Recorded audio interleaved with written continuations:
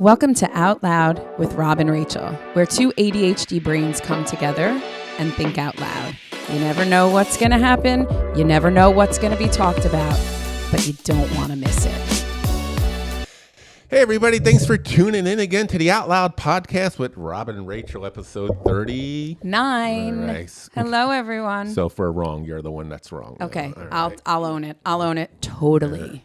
Summer's Welcome almost back. over. Rachel has the pedicure, manicure. I got the highlights. Closing out summer strong. Yeah, but the pedicure, manicure was a pre-vacation Right, one. I know. Yeah, I know I got that. I'm going to have to ease into this fall color soon. Yeah. This is going to have to definitely be put away a little bit because it's, as the tan fades, the white on the doesn't look so good for me. So certain things got to go back in the closet. No, I know. But I do have to say, I have thoroughly enjoyed my summer. Have you? No, I have, but not in a way that I should have. I was super busy, didn't really see anybody, and that sucks. No, I wish. You're okay with that? Yeah. All right. Well, I'm not okay. I have a little guilt. Okay. You know what I mean? Sucks. Like a little that guilt. Sucks but to have guilt like that. Yeah. Other than that, I think I went a long time in my. I went through too many spurts when I wasn't feeling good for different reasons where I had to slack off because I wasn't feeling great. And now that I'm feeling great, I feel like I have a lot of makeup to do. And give yourself some grace, man. Well, no, but I'm just locked in. Like I wake up enthusiastic every morning. I wake up excited. I can't wait to get to my office. So it's all good stuff. It's just not it's not the traditional way of enjoying something. And so from the outside, it doesn't look like I'm enjoying myself, but I'm having the fucking time of my life. So that says, like my wife doesn't even she just sees me working all the time. And you don't look at it as that. No, I look at it like you're having fun. I'm having a fucking blast. And how sad is it, though, that society makes it seem like during the summer there are certain bucket list things that you have to check off in order for your summer to actually be meaningful, right? No. I mean, it's my kids are at the age where, I'm 19 years old to do stuff as a family because I know nobody wants to do anything together, and you don't want to do the same things, right? So it's really hard to make all that happen. So I don't know what she came up with, but I told Gina to figure out something for Sunday to do as a family. Oh, that's cool. Like whatever it is, and but even like dinner time, it's like 30 seconds long. I know. I'm noticing that also. Yeah, right. So it's. I do know my mother. My mother lives with us, and it's funny. She actually laughs every week, literally at least once a week or twice a week. She'll be like, "Oh, it's just me left at the dinner table again." Well, like that's exactly. But we eat dinner. But you eat dinner together every night. But it's like fucking 15, like literally. Yeah, but don't you think that it's still meaningful because you gather? Okay, so here's my problem with everybody in my life: friends, a fucking dog, wife. If I don't have connection. If I don't keep a connection with somebody, they can disappear in my mind. Yes, but getting together and sitting together as a family for dinner, it's not even enough. if it's like I need to dig in and have conversation. Okay. Yeah. So I struggle with that. Okay. I think it's more important for me. I can understand if that's the only way. I mean, then you have to manufacture other ways in order to get that input. Yeah. I mean, I can't. But I think we've done a bad job up to a certain point. Not a great job of nurturing that where it's going to be very difficult to fix. Okay. You know what I mean? Yeah, but anyway, I do know what you mean. Yeah. I do know what you mean. Yeah. I think just by the way that I've orchestrated my life in certain ways, I have that connection with my kids. Yep, right. Just authentically. Yeah. Through life because it's just me, you know, there's nobody else that, I had it. We lost it around the 14-ish. Yeah. All right. So I know. So I know. Just be aware. I know. Listen, I remember when I was growing up, my dad used to say to my mom, like, what night was it? She went to sleep and she was our little girl. And then she woke up and what the hell happened? Like, I remember if I would flip out on them, he would be like, what night was it, Audrey? What night was it? Do you remember? Like, it was a thing because I became someone very different. Yeah. Right, yeah. I circled back though. I feel like I circled back, definitely. I think we have to help that circling back. Yes. Like make them acknowledge what's going on. Yeah, and give them, I don't know. I mean, don't you think it's just making sure that you're always a safe space for them to land? Oh, I think that's so the that case. I think that's the case. When they do circle back, it's someplace that they want to circle back to? No, exactly. But what happens is when I lose that some of that connection stuff, the interactions is just me being the pain in the ass. Yes, I see what you're saying. Right. So they only see that side of you. So they might not circle back because they're only experiencing, me being the fault. And I know they appreciate it too, me being that guy. But it's not a place. I understand why they don't want to circle back and hang out. Right. You know what I mean? Right. Because I don't see them for fucking days or have a conversation for days, and then something happens. They hit a curb and I slip the fuck out. Right. I'm at the beach the other day on a Saturday relaxing, and I left my phone inside when I got in the car, and I go to Gino's like, I should leave it in the house. I shouldn't bring it with me so I can enjoy the beach because I know I'm going to get shit. Something's going to happen. So, we just get a car. We had problems with the car that we got for my son. And you had problems with it? I haven't been around. Yeah, it's fine. But now he hit a pothole and blew out the fucking tire. And not only that, I didn't check to see if there was a spare. When I bought the car, there's no fucking spare. So now I'm at the beach on Marketplace trying to find spares only fit on certain cars. I know. Right? I know. So I found one in Piscataway. Gina's car was home. He was able to get it. But that was my beach day looking on Marketplace for a spare tire. And then you're annoyed. And then the next time that you have with them is not good Like there's quality. always a problem with the fucking car lately. Right. But anyway, that's me venting. That's I'm not there yet. So, I mean. You might not be there. I mean, it's something if you're aware of, you won't get there. But it's funny. So talk about a little bit about the Carolinas. Oh, so I was away. I want to give a little backstory on vacations in my life. So my mother was a teacher, and my dad worked in the garment center. And if anybody knows anything, which you may not, about the garment center in New York City, back in the day, 70s, 80s, it basically shut down in the first 2 weeks of July. Just nobody was around. July 4th, people would go on vacation. And my mother was a teacher. So our family vacations were always the first 2 weeks in July. And my dad, we didn't have a ton of money. There was a family of 5, but we would literally Clark Griswold, just pile in and go anywhere. It's ironic. We never went we never went west. We just always either went north or south. So along the eastern seaboard. And because it was, the summer, you wanted to be, some sort of water feature, beach, whatever, lake, whatever it was. So we went as far up as Canada, Montreal, Quebec, and then as far down as, I guess, Virginia Beach. Okay, I've been there once. I don't think we ever went further than Virginia Beach, but we did Washington, D.C., and we would, everything in between. Cape Cod a million times, Kennebunkport, So you talk about not appreciating in the moment. I more so than my sister. My sister used to complain all the fucking time because, there was 5 of us. I was the baby. I was in the middle on the hump. The hump. Remember the hump in the back seat of the cars? Yeah, that was. So I got the hump, and my brother sat like this. So I was. The hump became even less, and then my sister was on the other side of me, complaining like somebody was giving her a root canal without any kind of Novocaine, literally for days on end. Oh my God, this is an issue.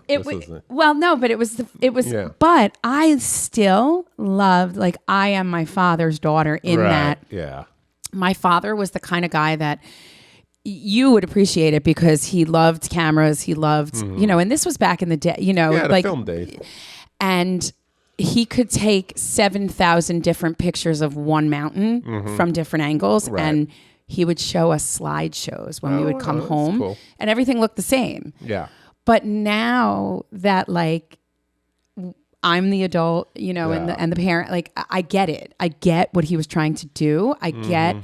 And I miss seeing the world. Like my mother always says, like seeing the world through your father's eyes was so different because he just saw things in such a different way. And so that's my goal, long story short, on my trip to the Carolinas. I want to show my kids in whatever way. And I love exploring. Like I'm the kind of person, I'll get in the car. I love driving. And I think people are going to think I'm fucking nuts, but dare I say I'm not going to say I enjoyed the driving. I did not mind the ride at all. We barely hit traffic. So that was a very lucky thing. We left on a Monday, went down to the Outer Banks for 2 days, which was lovely. Not enough time. Definitely not enough time to spend. And then from the Outer Banks, we went to Myrtle Beach. Oh, nice. So that was 7 hours to the Outer Banks, about 6 hours from the Outer Banks to Myrtle Beach, and then about, I'd say from start to finish, probably almost a 12-hour journey home from Myrtle Beach back to New Jersey. You thought it was only going to be about 9. Well, because we stopped. Okay. So it was on Waze when we first started. It was about 10 hours and 10 minutes, I think. But we stopped 3 times, so you can't not stop. We tried to make sure, which I have to say. So you and I started talking a little bit, which is, you can ask me questions all you want. We're going to, I am a single mom by choice. For those who may not know, I used a sperm donor. So there's no every other weekend for my kids. Right. There's nobody that I share custody with. There's nobody that shares experiences with me or anything of the sort. So I make very deliberate decisions and choices as they pertain to my children, especially as they're getting older and experiences that we have. So whenever I choose a vacation, I choose it very carefully as a single mom of 2 girls. Yeah. And when I decided that we were going to go on a road trip, people think I'm crazy. Yeah. They do. Like, you're going to drive 10 hours with, blah, blah, blah. And I'm like, yeah. Like, yeah. Your kids are pretty chill too. They're very chill. And we like looking around. Like, I found it fascinating. I actually enjoyed on the way to the Outer Banks, Waze took us 13, which is like the back. It wasn't 95. It was the back roads and then whatever. And I actually found that better because for me, and I think my ADHD, truly, I enjoyed the different speed limits that you had to pay attention to because it keeps me focused. Yeah. And then what it also did was when I'm going 35 miles an hour, it allowed me to like look around and see what's going on. Yeah. Yeah. So there's something called highway hypnosis. Right. And I had that. I drove to Florida twice with my kids when they were little and my mom driving her down because she's a snowbird. And I almost fell asleep at the wheel on 95 with that. This allowed me not to get that at all. Yeah, that makes sense. So, and I just exploring parts of the world or country that I had never been to was fascinating to me. What would you think the biggest takeaway is from down there for me? From there? Yeah. Besides the candy? Oh my God. I'm kidding. I did. Of course, we found a ridiculous candy store immediately. The biggest takeaway that I walked away from. Right. Would you think? The whole experience, vacation with your family, or just the area? The area. The area.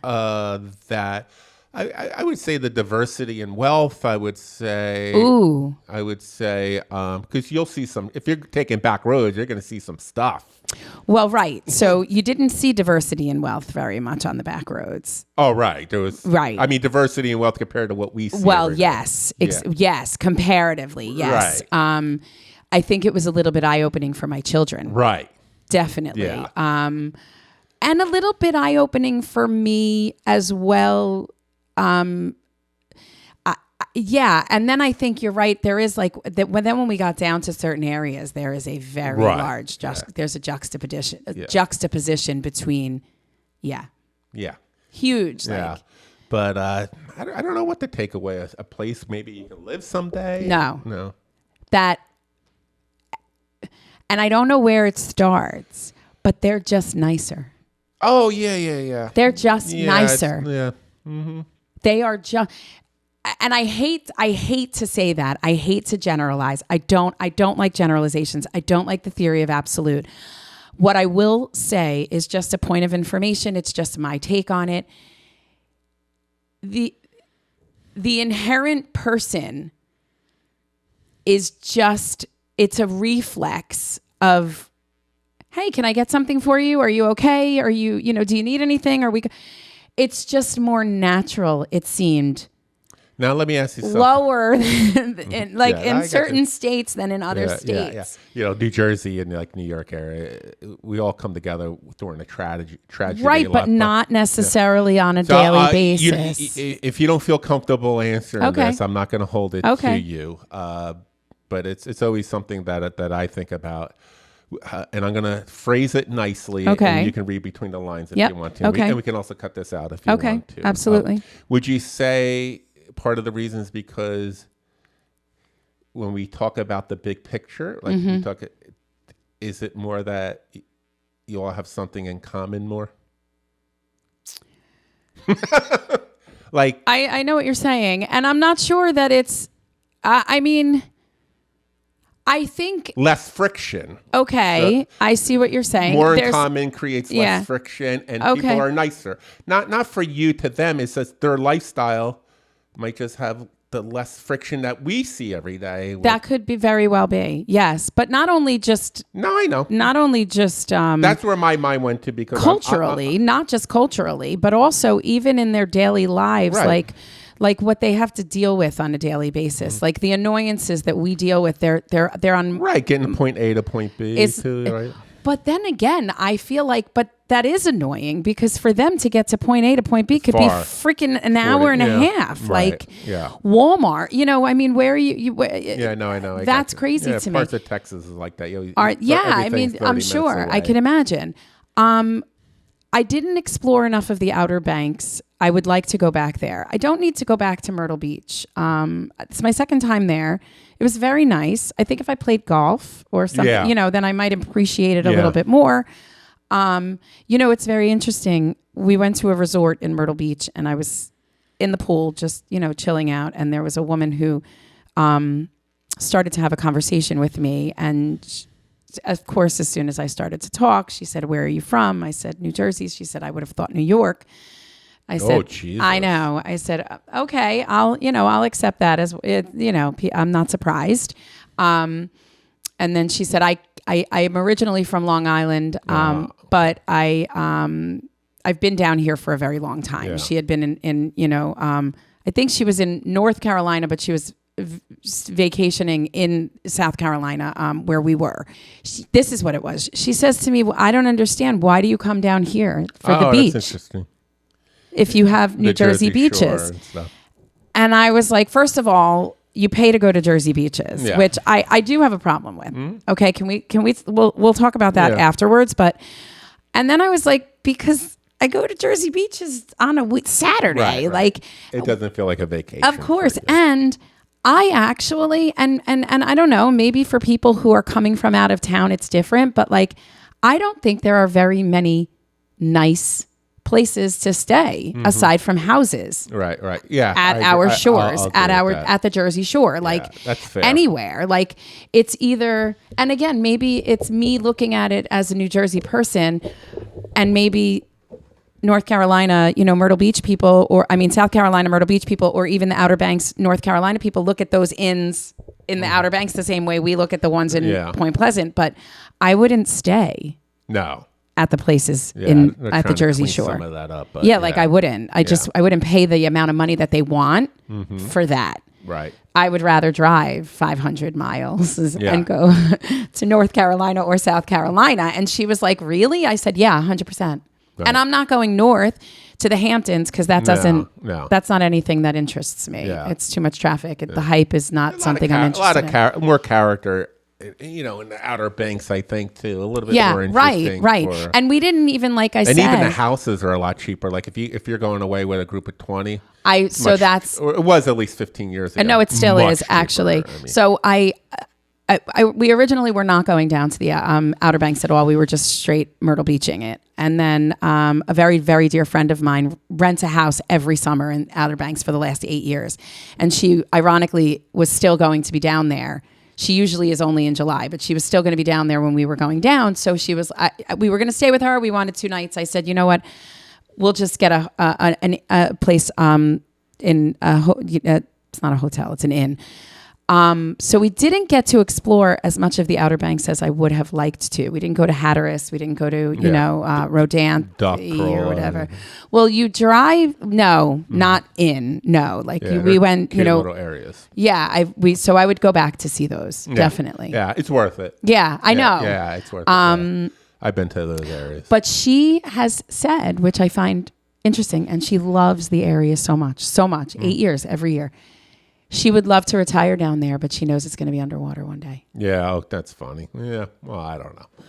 Well, she said, I mean, even I've seen, there are houses that are floating out into sea in the Outer Banks. You buy real estate down there. It's a major risk. Yeah, we're not supposed to build 50 yards from the ocean. Right.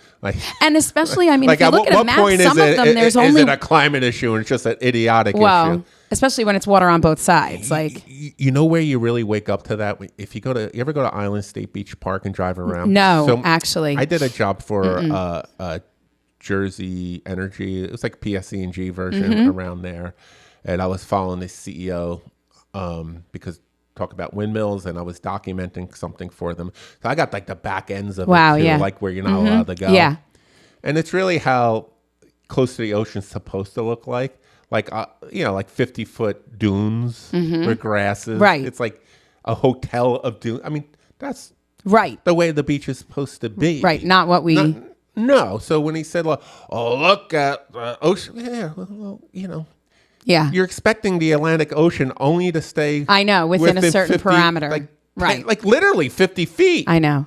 I remember. Ridiculous. So my last experience with Myrtle Beach, ironically, was in my 20s when I went down there with 2 of my friends, and we rented a condo and literally had to be evacuated early because a hurricane was coming. And when we were there, we couldn't even lay on the beach, even for the couple of days that we were there, because there was no beach. Yeah. It was totally eroded. So that's my memory of Myrtle Beach before this time. And go back to your point. It's like the Jersey Shore is so expensive. They get a house. It might be $25,000 for a week on the ocean. Absolutely. And then it rains for 3 days, and the other 3 days you get attacked by green flies. Oh, I mean, but even in Myrtle Beach, I have from the Outer Banks, I have bites all over me from those flies. So I'd rather spend $8,000. Yes, you're absolutely right. $grand. Well, so there are houses there that like 10 families. There's pools. There's movie theaters. There's right on the beach. Yeah, it's all. You don't have to leave.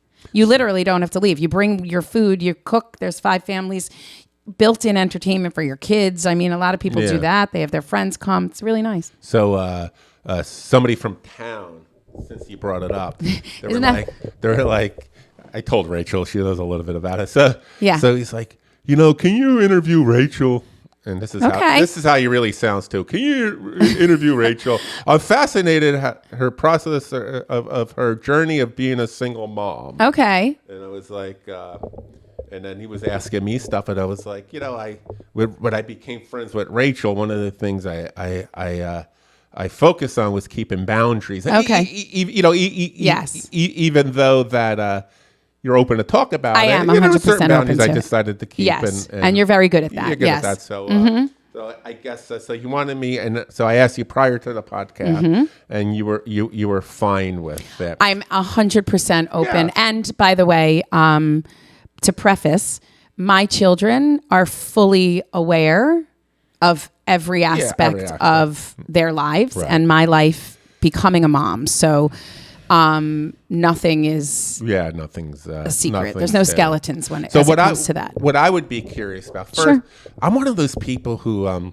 really think that nobody really wants kids. They're pressured into it. Or not that they really don't want kids. That's a mistake. That they don't think about it. That it's just something that happens. It's the next step. Yeah, it's just something you do. And I think somebody in your situation, it's something that you had to think about more than I had to think about it, or my wife had to think about it. Like you really, you got sick, right? That was happened after. Oh, that was happened after. Okay. So that's even scary. Like all that those, happened after, like all those things. Yes. And by the way, this person who asked, it was more like they're impressed. No, I know. Yeah. And I appreciate, thank you. I know. Which I am too. There's no malice or forethought at all. And I understand that. And that it's coming from a very good place. And I appreciate it because you know what? I don't think enough people talk about it, quite frankly. I don't. And nobody talked about it when I was going through it. Right, yeah. Nobody. Yeah. There were no movies. Even in vitro there were no books. Very little. Right. I didn't even use in vitro, by the way, which is, or whatever process, right. So how did I become or decide that I wanted to do this? Right. I didn't set out. Like, did you really want kids that bad? Okay. Like, that's I just have a hard time believing that anybody wants kids. I did want kids that bad. Yeah, I know you had to. I did. Yeah, I didn't think that was the case. Right. Before that, though. So I was in a relationship and he was a divorced dad with 2 kids. And we talked about this in a couple of podcasts ago when we said that when you break up, you lose that relationship as well. So he didn't want to get married again and he didn't want to have kids, any more children. And there were so many red flags. That's a podcast for a whole nother episode, a topic for a whole nother podcast. But I convinced myself that was enough for me, that his children were enough for me. Okay. And at that time, I was 32. He was, when I met him, I was 31. He was 40. We were 9 years apart. He was 9 years older than me at a totally different level. Yeah. Not even intellectually, but like his life was at a totally different phase than mine. His children were 9 and 11. And I convinced myself that was enough. And when, like, I really convinced, like, I was like, no, it's totally fine. Like, I don't need kids. Like, I can be the stepmom to your children and that would be totally fine for me and enough and all of that. And then we broke up. And he actually looked at me and said to me, I am afraid. It was not as nice and chivalrous as it sounds now, but he basically said to me, I don't want you to turn around in 5 years and hate me because we don't have children together. So I was really messed up. Yeah. And I took myself out of the dating game for that reason. Again, not related to children at all. Just I needed to be in a better headspace. I was in my 30s at this point, and I had, in the process, right around the time that we had been dating, switched where I was working, teaching. And I wound up where I am now, starting to teach, up in an urban area. And my second year teaching there, there was a student who was in a foster home. And I just saw him and thought, if he just had an opportunity, right? Like if I could pluck him out of this situation and bring him home and like put him into a lifestyle that I could give him, like just the opportunities that I could give him. He was brilliant and almost like was a fish out of water. He had been in other foster homes in other areas and he didn't fit in there. Just I don't know. And I just felt like he was really, really like sort of withering away inside. And we had a very, very, very close bond. And I went so far as to look into whether or not I could foster him at least down by me so that he could be in a better, I was living in Plainsboro at the time. So it would have been a really nice school district. And I had only been in that school district working there for 2 years, and they were like, that just is not, you're young, like that just doesn't look good. They probably wouldn't even allow you to do it. Like it just wouldn't, and is that something that you really, can do in this moment? And, really I couldn't. I mean, I wanted to, but it wouldn't have worked out. But what it started to do was it lit a fire in me that I realized that like... You wanted more of a purpose? A purpose or like a purpose, a legacy. A legacy. I felt like I wanted a legacy. And I think I started to be a little bit more clear about how much my dad had missed out on. Right. And I think I wanted to, I don't know, I wanted to carry on. I wanted to carry. So I remember saying to my mother, just so you know, like, I'm just planting the seed literally and figuratively, that like, if by 35-ish, there's nobody in my life, I might make might make a withdrawal. Yeah. That's what I said. And she was like, what are you talking about? Because nobody talked about it like that. No, not at all. Right. You act like everybody's talking about it now. I know. It's much more common, though. It is. It is more common than it was back then. I don't know anybody. You're talking about I understand 17 years ago at this point, because my kids are 14 and it took me almost 2 years to get pregnant and then a year to be pregnant. So, almost 17 years ago. So nobody was talking about it at all. And then I started to really, I'm a very research-based person. Yeah. Like, I still have the folder with all of and this was before ChatGPT. This was before you could Google anything. Yeah. I mean, I did my research on sperm banks. I did my research on becoming a single mom by choice, on who's done it, on what it entails, on everything. And I didn't want to be tied to somebody for the next 18 or so plus years just because I want a child. No, that makes a lot of sense. And were it not for the support of my family in saying, we got your back, I don't know that I would have been able to do it, because I knew that I had the support, the support, not only, if I needed it, which at times has, the financial, but also just the emotional support. Like even something as so simple as like my birth plan support. Like there's so many things you don't have to, when you're a couple, you don't think about, but like I lived alone. So so I knew that my family had my back. Yeah. That's one of the reasons why I was able to do it. Yeah, totally. So, so yes, I absolutely 100% knew I wanted kids. What was the social pressures like, or not social pressures, like societal pressures of people like confused or backhanded compliments? Or total, was there a lot are of you that? Crazy? Right. Oh yeah.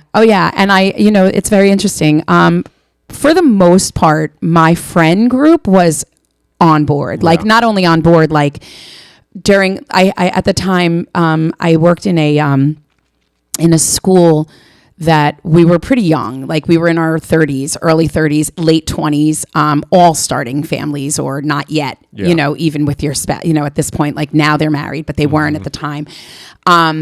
So we were all just sort of growing up together. And I remember during my lunch hours, literally going through like sperm donor like profiles with my friends. So they were all, so some of them were all in, literally. And then there were some more guys than women, actually, who were like, well, how could you bring a child into this without a father? Yeah. And two in particular, which it definitely was more religious based. Were they friends? Oh, okay. It was more religious based. But my answer back to them was, we're surrounded by people who were abandoned by their fathers or mothers or both. Some are being raised by their grandparents because, and maybe not by choice abandoned, but regardless, the kids don't understand it. Emotionally, the scarring is very much the same. I can guarantee you that my children or child, whoever I bring into this world, will not lack love in any way, shape, or form. As a matter of fact, will be so loved and will have so many male role models in their lives or life. I didn't know it was twins at the time, that they won't want for that. Right. I promise you, those opportunities, in whatever way they need to come, I will make sure. So you felt that these two guys that's where they were going? That's what they said. How could you bring, yes. How could you bring? I know. but for that reason? Yes. Really? Like, what if it's a boy? How can you, you're a woman, like, a father, there's a father's place, and, there are lessons and things that, need to be taught by a father, and, it needs to be a two parent household. They went that critical. Yes. We had that kind of relationship. I mean, it was, I wasn't insulted, which was. Yeah. Are you still friends with them? Friendly. I mean, I don't have an opportunity really to see them. I mean, do they see how amazing your kids are? They see. Okay, yes. Good. They see. Yes. Yes. Yeah, they have the opportunity to see that. So going through this process before, or, right before you make the decision, you go, what was the biggest concern? Could I get pregnant? Oh, that's it? Money. And could I get pregnant? Yeah. Truly. Because 35, your chances kick off like a half. Right. Not only that, you have to understand something. I had never tried to get pregnant before. Right, yeah. So I'm first trying at 35 to get pregnant. Yeah. I don't know. Yeah. Right. So I don't know whether or not I can get pregnant. Right. I had never been pregnant and I had never tried. So back then, now this is where I say it's more common now and more accepted now. There were certain pre-tests that people going into it through my route should have had to make sure there are certain things that are not obstacles, right? But because I was by myself, I wasn't eligible for some of those tests. Oh, really? Yes. Oh, that's interesting. So I had to find inventive ways of getting around that. Okay. Just so that I could... But I also had to do the time because I didn't have a partner. I was considered not having a fertility problem. Oh, I see. Yeah. Yeah. So insurance purpose. Exactly. So I had to, I think for me nowadays, people who are seeking out to do what I did go right to a fertility. Right. No, I gotcha. I couldn't. Yeah. I went to my OBGYN first. And I was literally it was like a shot in the fucking dark for the first 5 tries. Right. Literally, I wasted so you were never so much money. Concerned about raising a kid on Never. That's awesome. You have to understand something, though, about me. I have been watching children, multiple, not one, multiple children since I'm 10 years old. Yeah. Alone in somebody, I'm a 70s kid, right? 80s kid, at that point. So, I mean, I still speak to the kids I babysat as a 10-year-old in their home. Like, my parents were friends with their parents and they had a baby. The older one was at that point, I don't even know. Maybe he's I don't even remember how much younger than me he was. 8 years, maybe. He was 2. And they had a second and they wanted to go out for dinner. Right. And guess who? I babysat them. Brand new 6-week-old baby by myself at 10 years old in their house. So it was secondhand for me to have a baby in my arms. Yeah, yes. Believe it or not, me too. Having a sister 14 years older. So I had twins. I was carrying them under bellies. I would handle them. I don't even mean that. I mean, I would have been worried about, and because I did it, because I had a spouse, that I would kind of check out being a parent because I had my own shit going on.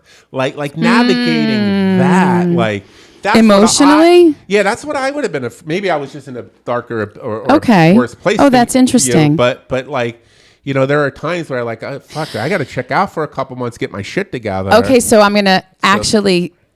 That's very interesting. And I'm going to tell you why that never was an issue. Because I was by myself for almost 20 years. Yeah. So my children didn't come home until I was 39 years old. Think about that. What do you mean?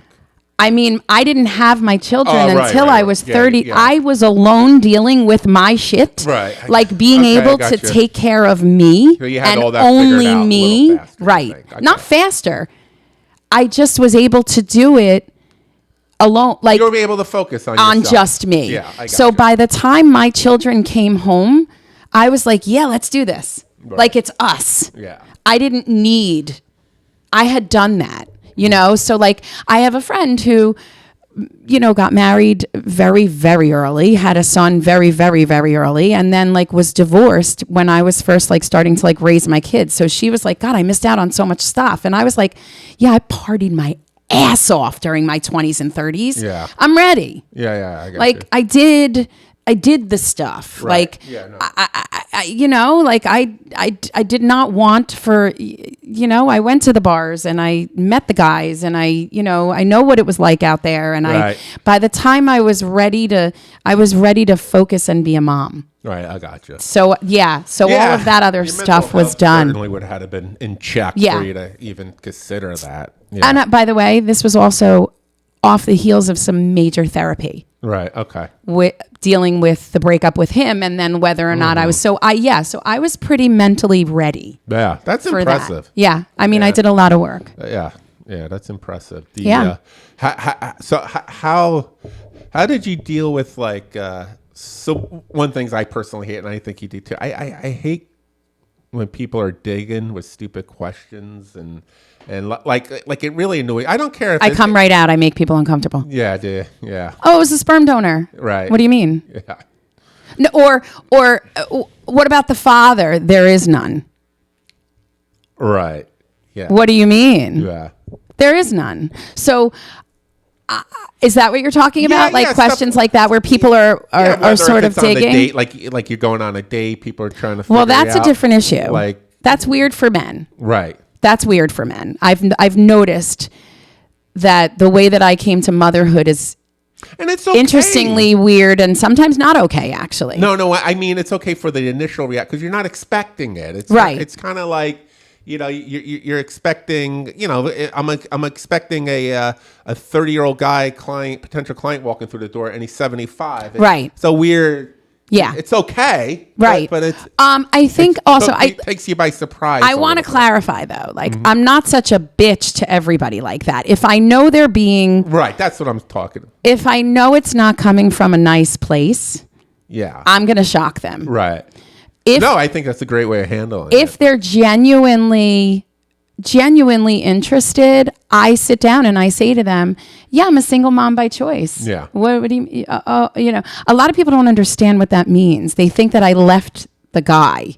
Well, yeah. So that's the other thing. But that's actually good feedback because if I heard that, I wouldn't know what that means either. Right. So single mother by choice is that a term? Yes. It is literally like what I learned back then. Okay. Like there's this woman. So back when I first started, there was a woman, Mickey Morissette. And again, the internet had just literally started, really like you could just start Googling stuff. So she wrote a book.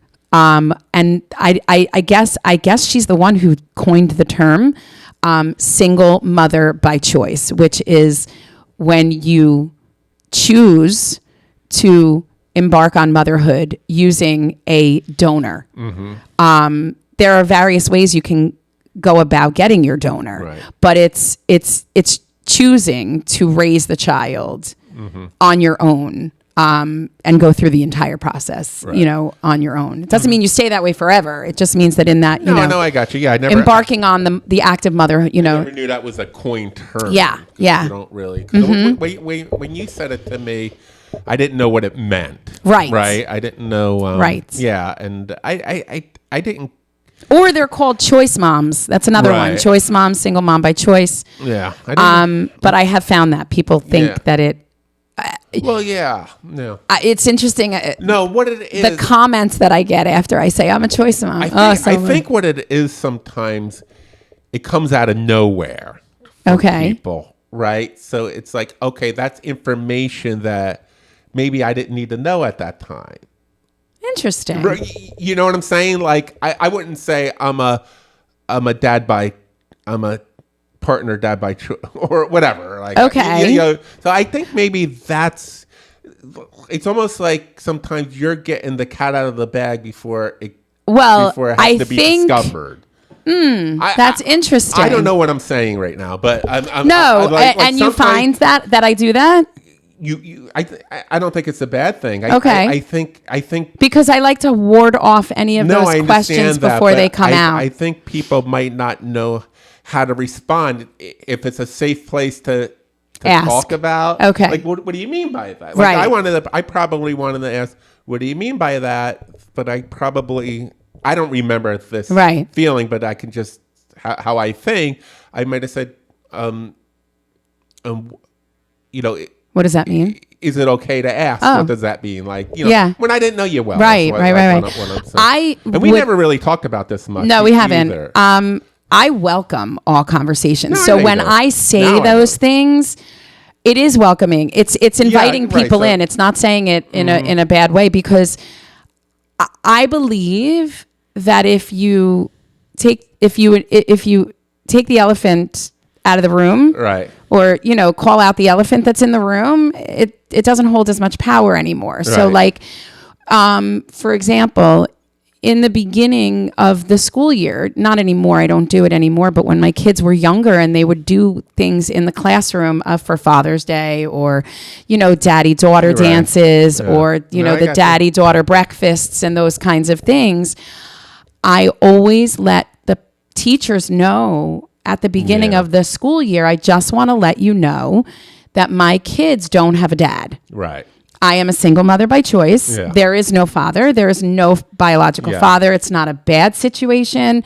It's not a negative in their minds. Just so you know. It's just a point of information. And to arm you with what I think you're going to need, they have 2 uncles who have been already established kind of as the recipients of any of those kinds of things. Right. And they, on their own, will decide who makes it for who. Yeah, I got you. So my kids are also very fortunate in that they have 2 uncles and only 2 uncles. Yeah. So they didn't have to choose. Right.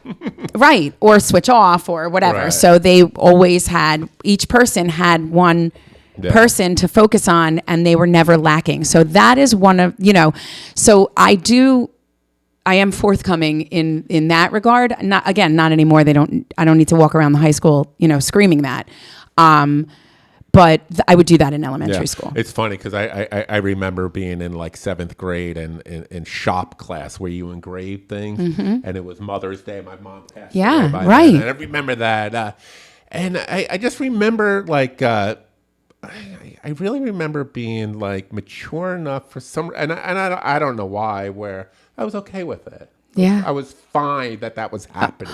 And you know what? My kids are really like that. I believe so early on. And I just want to say something, and I don't mean to say this just to, because it's the right thing to say or whatever, but they're amazing children. Thank you. Like well-adjusted. Well, I want to. And besides.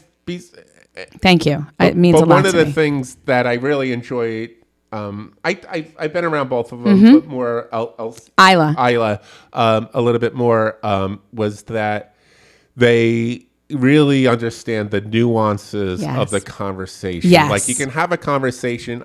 I can say I think someone's funny, even though that person's a dirtbag. But they'll understand why I think they're funny or interesting. Like they Thank you. And that's hard to. I know. That's the common sense and all the stuff that's missing. Like my kids don't have that. Well, okay. So I'm going to also say my children are the youngest cousins by almost 10 years. Yeah. Okay. And I have a very close family. Yeah. So my children grew up with their cousins on a very regular basis, talking about seeing different perspectives, hearing conversations, those different types of things. I also, I was going to say from the beginning, so I'm very research-based, and I found a book written by a single mother by choice and her daughter. Mm-hmm.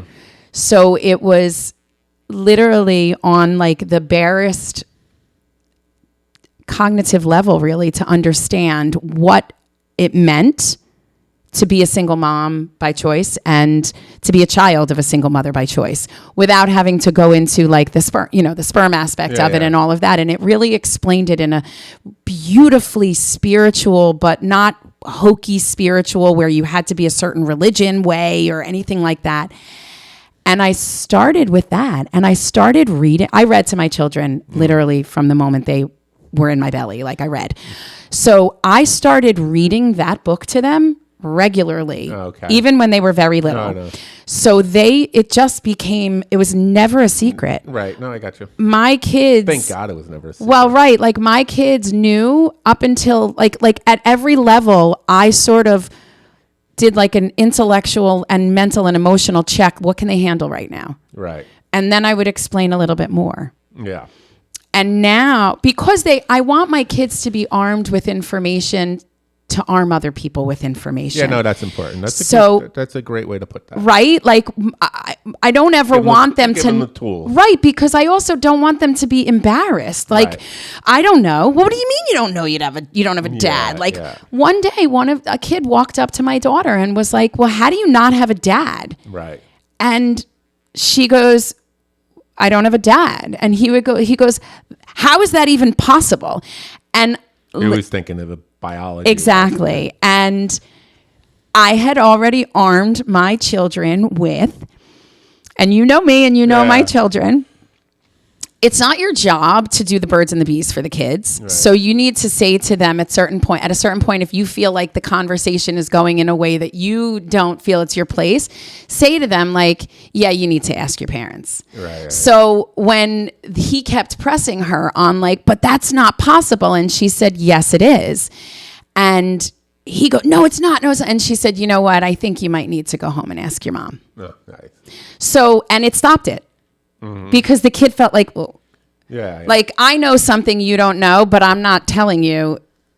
Right. Go find it out on your own. And it just sort of like, it armed her with the power. Like, it's okay. Like it's, so now I ask them all the time. I did a closed donor, which means my kids can never contact him. Mm-hmm. I felt as though, and that was a decision that I made, and it's a personal preference. You can do open donors. People do donors that they know, and they do a contract where, the person gives them their sperm and, it stays. I could never. There were a couple of people in my life, but at that point it was not something that I was interested in. And so I did a closed donor because I figured I think that I will raise my kids securely, and I was right, actually, enough that they'll get it and know that there's no connection that person has to them that they would need to find. Right, I got you. The information, the health information and all of that, and again, I know everything. I take everything with a grain of salt. I know that the person going in to donate sperm tells you only, you have to understand that it's coming from what this person filled out. But I have a pretty extensive health screening information about the donor that I finally chose. Oh, okay. And believe it or not, and this is even back then, sperm is quarantined, it is tested, it is genetically tested, probably more so than a lot of couples who have kids. Oh, jeez. Yeah. Seriously. I think I knew a lot more genetically and than people do about their spouses. Yeah. So Gina never would have had kids with me if we had it genetically tested. But that's what but honestly, even I was able to look back and say, yeah, they have cancer in their family. I'm weeding that out. Right. Or mental illness, if there were certain factors that were, that were a no-go for me, or a line in the sand, and I was able to do that. So, but as far as the known donor, and then I did an anonymous donor. Yeah. So, my kids know, and they're okay with that. Right. Totally. They have no desire. Yeah. And the other thing, and I just want to say this for people who are listening who may be interested. I know that I'm talking a lot also, but I'm interviewing you. When every time I had conversations with my children, and I learned this very early on, also doing research about speaking with children of single moms by choice, I never start out by saying, are you okay with, or does this make you sad? Because it puts a shame on our situation. Right. So whenever I ask my children about it, because I do periodically bring it up, I say... That's good information. Right? Right? So like never put that thought in it that it should be something that they should be sad about, like that their family doesn't look like other families. So periodically I'll just say to them, how does it make you feel that you don't have a dad? I'm not giving them the happy or the sad. No, I'm giving them the opportunity to tell me. Well, you're not trying to manipulate them one way or the other. Exactly. Yeah. So that was a piece of advice that I had read very early on that has truly helped me navigate through it. You probably can use that advice for a lot of things. You can, right? Yeah. And almost every single time that I ask my children, how do you feel about not having a dad? I get, okay. Yeah, no. Okay, like it's just their reality now. Like it's just their reality. That's just their, so. Yeah. Yeah, that's interesting. How often did you? Oh, I do it regularly. Oh, really? Oh, yeah. Oh, yeah. Wow. Especially as new situations arise and. Or they're like, oh, Mom, come on. Or no, do they appreciate it still or? We don't make it a big thing. It's almost like a mental check. Yeah. You know what I mean? You. So like I'll ask the question. They know what it is. Yeah, they know exactly what it is now. So I'll just, I'll say, how are you feeling these days about it? Yeah, because it could change different. Exactly. Like how are you feeling about it these days? Socially, emotionally, has there been any situations that need to be addressed? Like, and again, I won't say negative or positive. Like I don't want to label either one because there might be something really positive. And I have to tell you, there have been because, and again, this is just how we live our lives. So my kids have never witnessed me having a fight with a guy that has scared the shit. You know what I mean? Or like, So I can kind of relate to that a little bit just because of coming from, as a child, losing a parent at 12 years old, losing a mom at 12 years old. And when I kind of compare the long-term, I don't know, not that I'm judging other people's mental health who went through bad divorces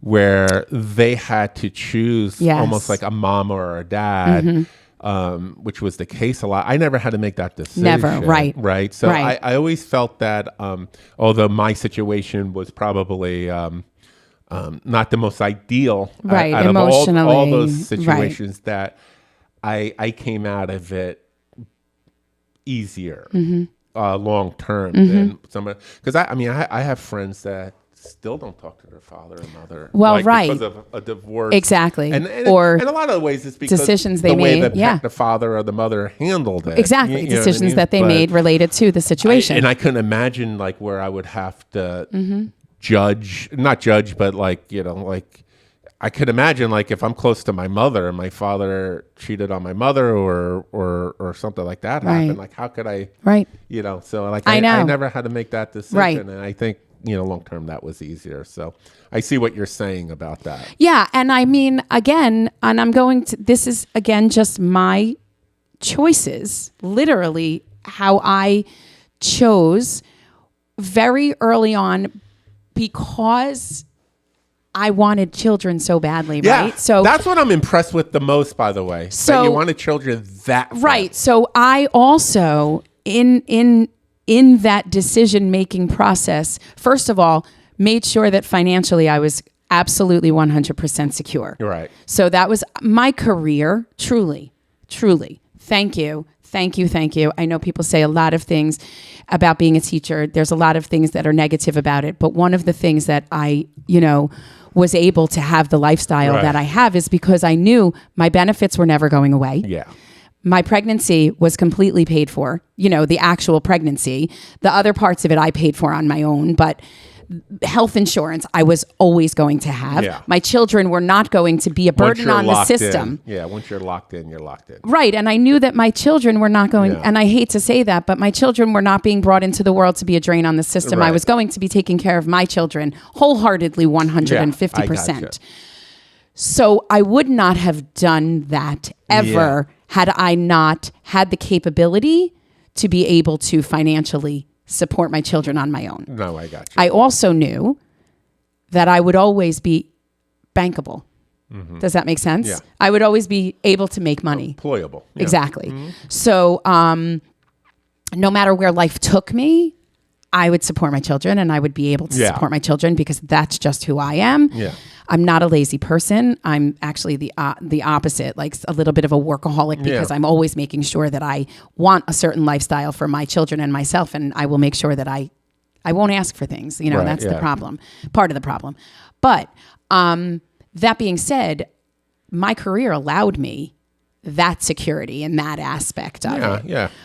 I also will never forget my mother very early on, and this was impressionable on me, saying that, make sure that you can support yourself before you allow a man to of course, support you. Never depend on a man. Yeah. I think I took that a little yeah. a little too much to the nth degree, but I will never forget that. Yeah, I think what was cool, we Rachel and I filmed it. Rachel interviewed her mom a while ago. Yeah. We did what would you call it? Like a legacy interview. Yeah, it was fantastic. It was a lot of fun. And it's finished, by the way. Awesome. And then, but one of the things I vividly remembered, there was a few things, very touching things, but one of the things, how proud she was when you decided to. Yeah. Well, because my mother she was devastated. She was devastated when I tried to convince myself that I didn't need to be a mom. Right. She always said that I would make an amazing mother. So when I started to think that process through, and she was like, no, that can't be the case. When I finally decided to be a mom, first of all, another thing, my mother always says like a witch with a W. Have you ever heard that expression? No. So it goes back to my grandmother also, there's so many Nana-isms, but a witch with a W, like you just sort of have like a sixth sense, like you know shit. Like you don't know why, but you know it. And from a very early age, my mother said I was going to have twins. Oh, wow. That's funny. So when I said I didn't want kids, she was like, what? Like, no. And then when I said I was having twins, she was like, I told you. But so, yeah, she was devastated when I thought that I wasn't going to have children, and she would have done whatever she needed to do to make sure that I became a mom. Like it just was, she was very happy. Yeah. No, you could tell. She was proud too. Yeah. Proud of the way they turned out or turning out so far. But it takes a village, man. I mean, I have to say, like, I've changed, I don't know if you've noticed it, but I've changed my vernacular in blessed and lucky. Have you noticed that? With what? With using the words blessed and lucky. Right. So I won't use the word lucky anymore because I feel as though lucky takes out the work. Yeah, no, it does. Right? Yeah. Like the work that you put into it, the good karma you bring to your life, like the all of those kinds of things, the good things you do in the world that bring the So I've changed it with blessed. Like I have been so blessed. Luck is like the 30 years of work that you did prior to the luck. Right. Like what? Yeah. Right. Like so success. Right. It's just so, so I have been very blessed. Yeah. I mean, I made the decision. Yeah. I mean, sometimes you're just blessed with, that you have clarity, you're able to get the clarity in your life to accomplish something. I mean, that's what it is. It seems like you had a lot of clarity. Well, and to go back to what you had said earlier about, that you check out sometimes. Yeah. That still happens, by the way. Yeah. I have to tell you, like, there are times I'm fucking exhausted. Like, I just want to say, like, there have been, don't get me wrong. Like, it is not, it's funny. I posted that reel of vacation. I was like, oh, it's not all moonlight and roses. Like, it's not all moonlight and roses. It's exhausting being the only person making the decisions all the fucking time. Like, because if it, success and failure both fall on my shoulders, right? Yeah. So like, however, that being said, I stated very early on, I am the one who chose to bring these children into the world, right? So I made a decision. I did my partying in my 20s and my 30s. Mm-hmm. I did my dating and all of that. And I got emotionally really fucked up by a guy. I know what that did to me. So I made a decision very early on that Mr. Right and the pursuit of was going to wait. Mm-hmm. No, I wasn't going to bring any of that into my children's world. Right. Especially for somebody who was possibly just a Mr. Right Now, not a Mr. Forever. Yeah. I watched a lot of people bring Mr. Right Nows, and it really fucks their kids up. And like, I was a miss right now, and I was brought in, and I got screwed up when I left those boys. And like, I don't know. I mean, maybe they didn't get as, maybe they didn't miss me as much as I missed them, which is possible. Yeah. But I know how I felt. Right. And I don't even want to know that there's a possibility that I caused that in my children over some guy who, I don't know. So and then life came, then shit happened, like cancer happened and other things happened. But early on, my kids were number one and only. That was it. Yeah. For a very long time. No. Well, that was all very interesting. Yeah. In a good way. I mean, if you have questions, like if anybody out there is choosing this path or even finds yourself as a single mom, even if it's not a path you chose, like I do remember when my kids turned 1 year old, the Barry Manilow song, I made it through the rain, or we made it through the rain. Like that came on the radio one day, and I just remember being like, "Holy shit!" Like, woo! I made that. I made it through. Like, wow! I fucking survived this. If I survived that, just bring it on, bitches. Yeah. Like, bring it on. Like there's some power in that. Right. There is some power in knowing that you brought. But they're my why. Yeah. They're my why. Awesome. That's it. They're my why. So if you have any other questions, just, please write in. Like, without a doubt, we will.